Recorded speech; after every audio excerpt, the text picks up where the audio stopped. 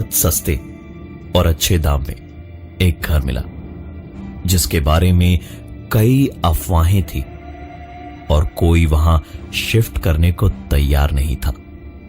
रचित को भी सबने मना किया, यहां तक कि जिसने घर दिलवाया उस ब्रोकर ने भी 1-2 बार उसे मना किया, लेकिन उसने किसी की नहीं सुनी और 3 ही दिनों में अपना सामान वगैरह सब लेकर शिफ्ट हो गया। घर पूरी तरह से फर्निश्ड ही था, कुछ ज्यादा सामान इधर उधर से लाना नहीं पड़ा। पहली ही रात थी आज रचित के उस घर में। गहरी नींद में रचित सो रहा था। सर्दियों की रात थी, इसलिए न पंखे की आवाज थी न एसी की। घर में फ्रिज को छोड़कर और कोई चीज नहीं चल रही थी। बाहर से रोशनी भी इतनी आ रही थी कि घर अंधेरा अंधेरा ना लगे।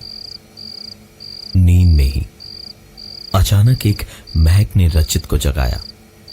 रचित सूंघता सूंघता उठा।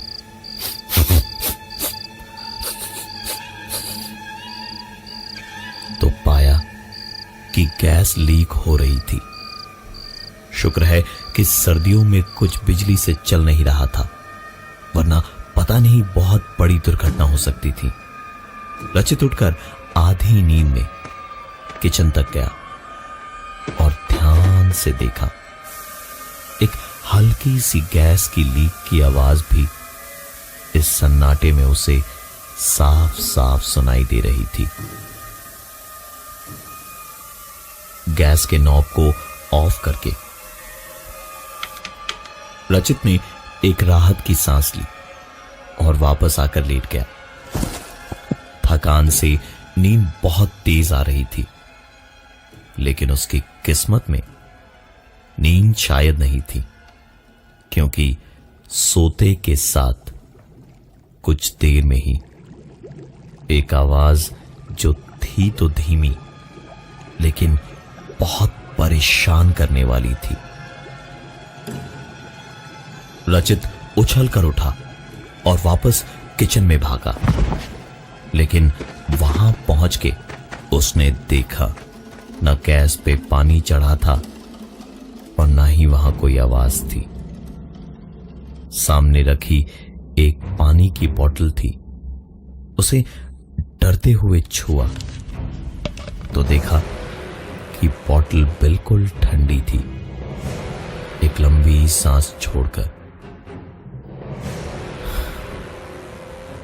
बोतल उठाई और पानी पीने को एक घूंट लिया।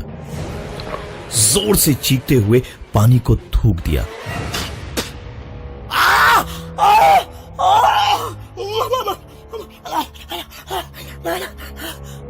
रचित का पूरा गला जल गया था, जैसे पानी इतना गर्म था मानो उबाल के अभी अभी किसी ने रखा हो।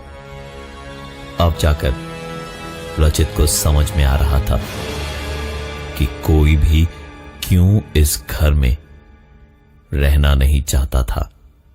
रचित दौड़ के फ्रिज से पानी पीने गया, लेकिन फ्रिज का दरवाजा खोलते ही एक जोर की चीख ने उसे रोक दिया।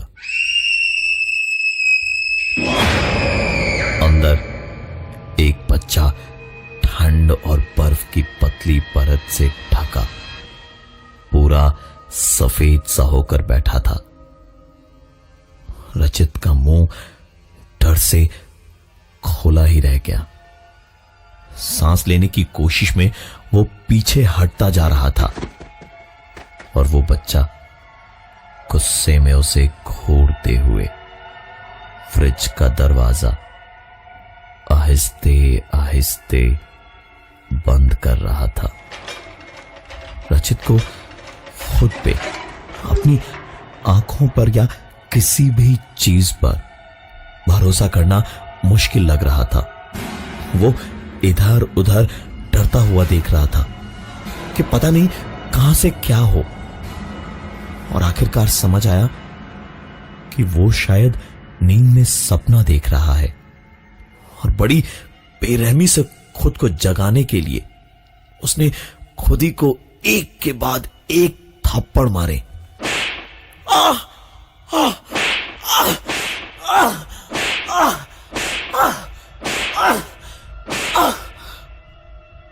लेकिन फिर उसे समझ आया कि वो सो नहीं रहा था, यह सब कुछ हकीकत में हो रहा था।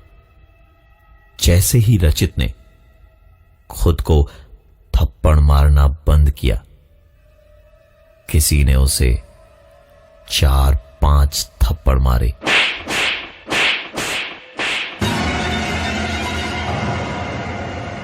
और एक हल्की सी डरावनी हंसी उस हॉल में गूंज गई।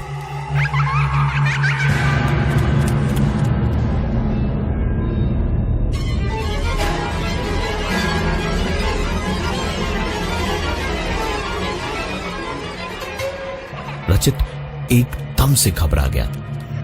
रचित ने 2 कदम पीछे लिए तो उसके बालों से उसे पकड़ के किसी ने जोर से जमीन पे पटका। अब फिर उसे घसीटते हुए कमरे से बाहर एक दूसरे कमरे में खींच कर ले गया। पूरा कमरा अंधेरे में डूबा हुआ था और मौत जैसा सन्नाटा, और उसी सन्नाटे को चीरती हुई एक आवाज हुई। इसी हाल में रचित कब डर से बेहोश हो गया उसे पता भी नहीं, लेकिन जब आंख खुली तो चिलचिलाती हुई धूप आंखों में पड़ रही थी और चील कौवे ऊपर मंडरा रहे थे। रचित की ये पूरी कहानी सुन के सामने बैठे रमेश जी मुस्कुराए और उन्होंने कहा, आप परेशान न होइए, अब मैं आ गया हूं रचित जी, सब ठीक हो जाएगा। जरा मेरा हाथ बटा दीजिए ये कैमरा, लाइट्स और रिकॉर्डर्स लगाने में, फिर देखिए आपके घर का ये भूत कैसे भगाता हूं मैं। रमेश जी एक पैरानॉर्मल रिसर्चर थे और ऐसे केसेस में लोगों की बहुत मदद की थी उन्होंने। सारा सामान फिक्स करके अब सिर्फ इंतजार करना था कुछ होने का, ताकि पता चल सके कि आखिरकार इस घर में हो क्या रहा था। रमेश जी एक बार फिर से पूरे घर का मुआयना करने उठे और सारे कमरों में जा जाकर देखने लगे कि उसी बीच रचित हॉल में ही बैठा था जब अचानक उसे सबसे छोटे कमरे से एक आवाज आने लगी। प्लीज मुझे निकालो यहाँ से, बहुत दर्द हो रहा है, बहुत मारो है मुझे, प्लीज कोई है, प्लीज बचाओ। रचित तुरंत उस तरफ भागा और दरवाजे को 2-4 धक्के मार के जब उसने खोला तो पाया कि एक औरत जख्मी हालत में बंद है। रचित ने उसकी मदद करके उसे कमरे के बाहर निकाला और जैसे ही हॉल तक लाया तो उसने अपने सामने से रमेश जी की आवाज सुनी जो कह रहे थे, रचित क्या हुआ, कर क्या रहे हो तुम? रचित ने कहा, रमेश जी ये औरत अंदर वाले उसका। लेकिन अपनी बात रचित पूरी नहीं कर पाया, क्योंकि बोलते ही बोलते जब वो पलटा तो उसने देखा कि वहां कोई नहीं था। वीडियो रिकॉर्डिंग्स और फोटो देखी तो वहां सिर्फ एक परछाई दिख रही थी। फोटोज में किसी की परछाई देखने के बाद दोनों कॉरिडोर के आखिर में खड़े बातचीत कर ही रहे थे जब एकदम अचानक ही सारे कैमरास एक के बाद एक क्लिक पे क्लिक करते हुए फोटोज खींचते गए। एक दो फ्लैश बल्ब्स फूट भी गए।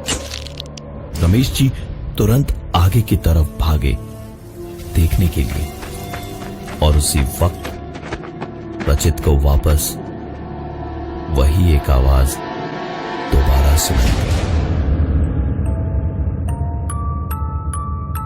रचित तुरंत अंदर कमरे में गया वहां देखने के लिए, तो अंदर बिल्कुल अंधेरे में उसको लगा जैसे शायद कोई वहां था जो उसके बिल्कुल पास से निकल गया और कमरे के बाहर चला गया।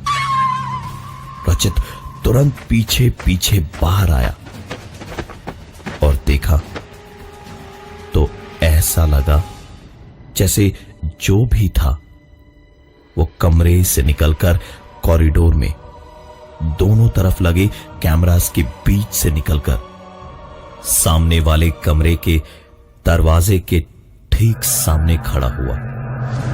कैमरास फोटो क्लिक करते गए और दरवाजे पर जैसे कोई रुकता है वैसे ही एक सेकंड को जैसे सारे कैमरास टर्न करके वहीं पर क्लिक करने लगे और फिर दरवाजा हल्का सा खुल के बंद हो गया।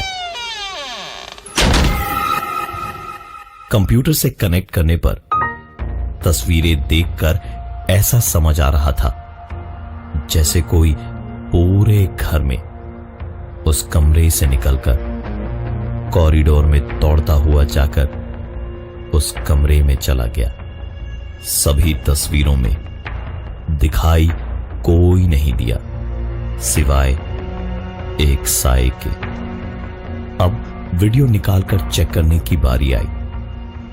कंप्यूटर से कनेक्ट करके जब वीडियो चला तो पूरे वीडियो में साफ साफ दिखाई दिया कि वही बच्चा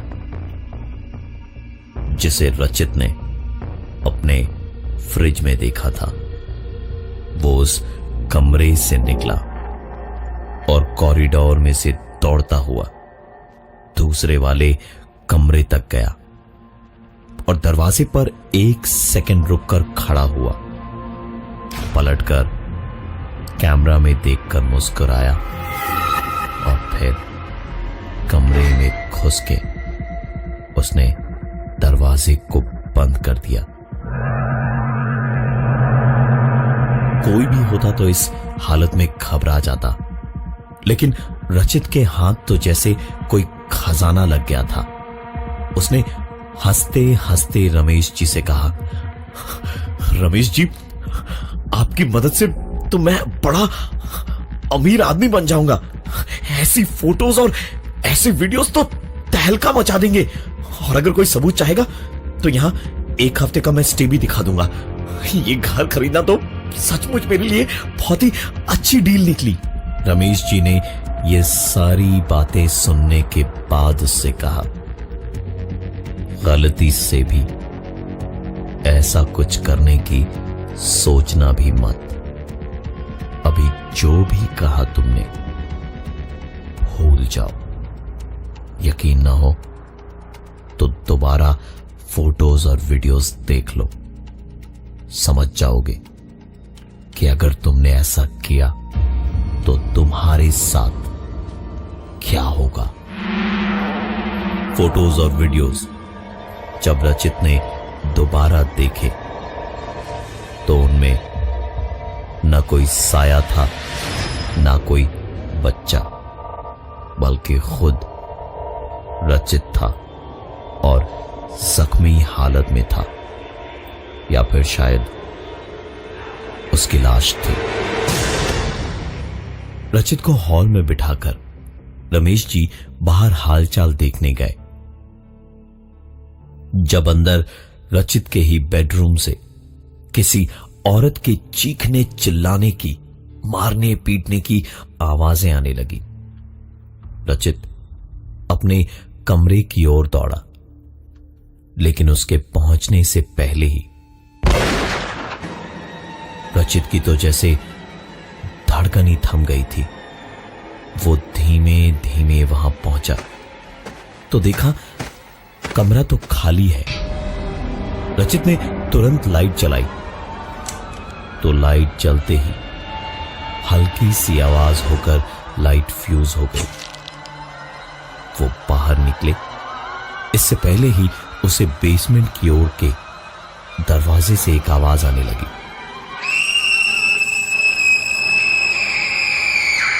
रचित ने तुरंत बेसमेंट का दरवाजा खोला और सीधा सीढ़ियों से नीचे गया और वहां पहुंचते ही वो आवाज बंद हो गई। रचित अंधेरे में इधर उधर अंदाजे से चीजें टटोलता हुआ अपने मोबाइल फोन को जेब से निकालकर मोबाइल की लाइट जलाने की कोशिश कर रहा था, जब वो किसी चीज से टकराया और टकराते ही मोबाइल की लाइट जला के देखा कि सामने रमेश जी खड़े थे। रचित ने तुरंत उन्हें देखते ही कहा, आप यहां कैसे? आप तो बाहर थे ना। उन्होंने पीछे की दीवार की ओर इशारा करते हुए रचित से कहा, तुम्हारे बेसमेंट तक आने के लिए एक और रास्ता है जिसका शायद तुम्हें पता नहीं। आओ मैं दिखाता हूं। वहां कुछ है जिसकी वजह से ही शायद इतनी दिक्कतें हैं इस घर में। इतना कह के वो रचित को एक कोने में ले गए जहां एक छोटी सी कोठरी बनी है जिसमें एक बच्चे का कंकाल था। रमेश जी ने कहा कि रचित उस कंकाल का दाह संस्कार अच्छे से करवा दे तो शायद सब कुछ ठीक हो जाए, और जब तक वो ये सब करवा के लौटेगा नहीं तब तक रमेश जी घर में ही रह के इसकी निगरानी रखेंगे। रचित ने भी देखा कि शायद इसी में भलाई है। वो गया और सारा क्रियाकर्म करवाकर वापस आया, लेकिन वापस घर आने के बाद उसे एक झटका और लगा। कैमरा, रिकॉर्डर, सारा सामान और रमेश जी, इनमें से घर में कुछ भी नहीं था। पूरा घर उसने छान मारा, लेकिन रमेश जी या उनका कोई सामान उसे नहीं मिला। रचित को अपने बेडरूम में शीशे पर एक नोट चिपका हुआ मिला जिस पर लिखा था, मेरा पूरा नाम रमेश अधिराज है।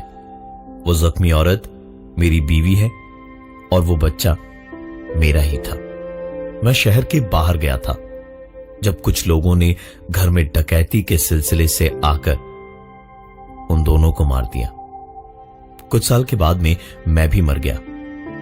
यहां जो भी रहने आया, हमने उनसे सिर्फ यही एक मदद मांगी थी जो आखिरकार तुमने पूरी की, क्योंकि सब डर के भाग गए, लेकिन तुम नहीं।